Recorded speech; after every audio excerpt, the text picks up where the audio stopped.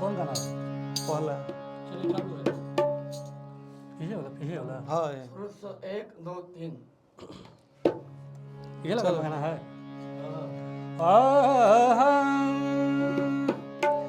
कि अरे प्रेमा से बुलाए जमानवा कि अरे प्रेमवा से बोलाना प्रेमवा से बोलाना प्रेमवा से बोलाना जय हो और शिव बाबा के नाम और शिव बाबा के नाम कि यार प्रेमा से बोलो ये जवानावा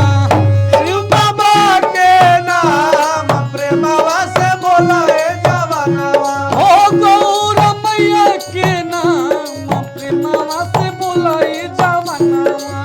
गौरा मैया के नाम प्रेमवा से बोला है जवानवा ओह प्रेमा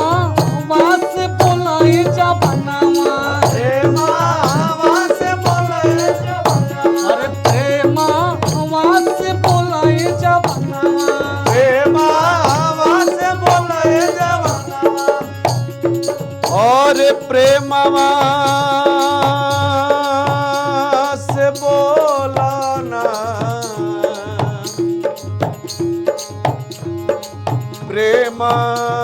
प्रेमवा से बोला ना और प्रेमवा से बोलना रे प्रेमवा से बोलना प्रेमवा से बोलना प्रेमवा से बोलना अरे प्रेमावा से बोलाना प्रेमावा से बोलाना प्रेमावा से बोलाना शिव गौरा के नाम प्रेमवा से बोला है जवानवा शिव गौरा के नाम प्रेमावा से बोला ये जवानावा अरे प्रेमवा से बोला प्रेमवा से बोला प्रेमवा से बोला प्रेमवा से बोला ना प्रेमवा से बोला ना प्रेमवा से बोला प्रेमवा से बोला ना प्रेमवा से बोला ना प्रेमावा से बोलाना राधे पति घन श्याम बोला बत बोला ए सुगनवा राधे पति घनश्याम प्रेमावा से बोला ये जवानावा राधे पति घन श्याम बोला बेटा बोल पागल मनवा राधे पति घनश्याम बोला बेटा बोला अरे बोला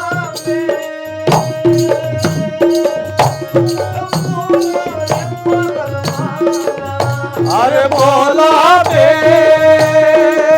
तो बोल पागल मानवा अरे बोला बे तो बोल पागल मानवा अरे बोला बे तो बोल पागल मानवा बोल बाबा के भोले बाबा के नाम बोला बता बोला ए जवानवा अरे बोला बोता बोला ये जवानावा बोला बता बोला ए जवानवा अरे बोला माता बोला ये जवानावा बोला